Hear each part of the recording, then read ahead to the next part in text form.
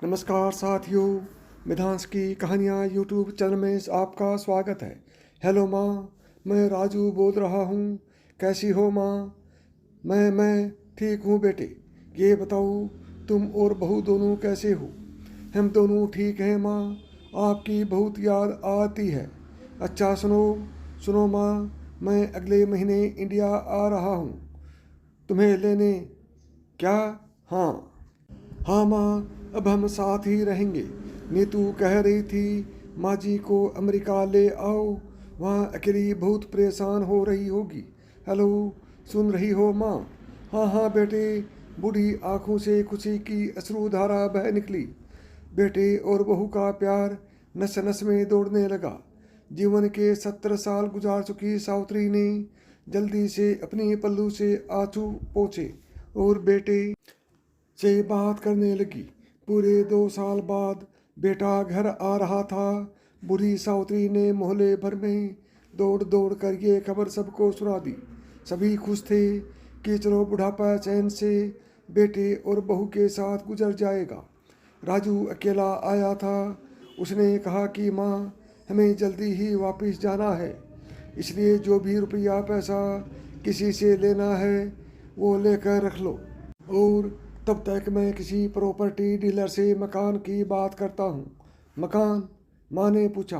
हाँ माँ, अब ये मकान बेचना पड़ेगा, वरना कौन इसकी देखभाल करेगा। हम सब तो अब अमेरिका में ही रहेंगे।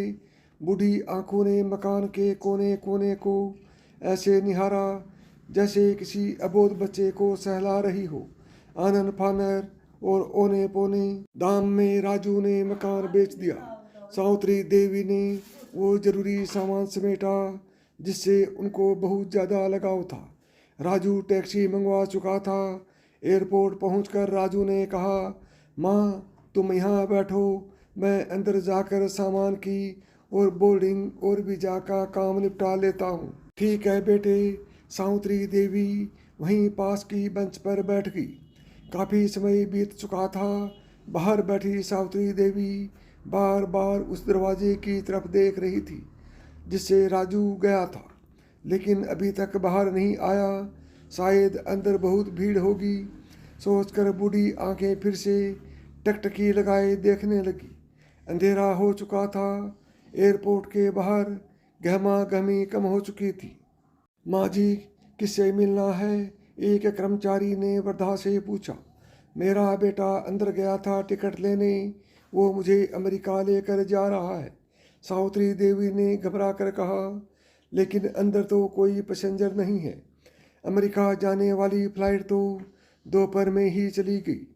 क्या नाम था आपके बेटे का? कर्मचारी ने सवाल किया। राजू।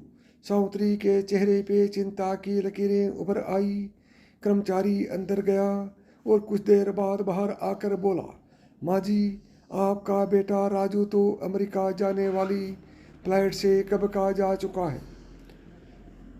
क्या? वर्धा की आंखों से आंसुओं का सैलाब फूट पड़ा। बूढ़ी माँ का रोम रोम कांप उठा। किसी तरह वापिस घर पहुंची जो अब बिक चुका था। रात में घर के बाहर चबूतरे पर ही सो गई। सुबह हुई तो दयालु मकान मालिक ने एक कमरा रहने को दे दिया।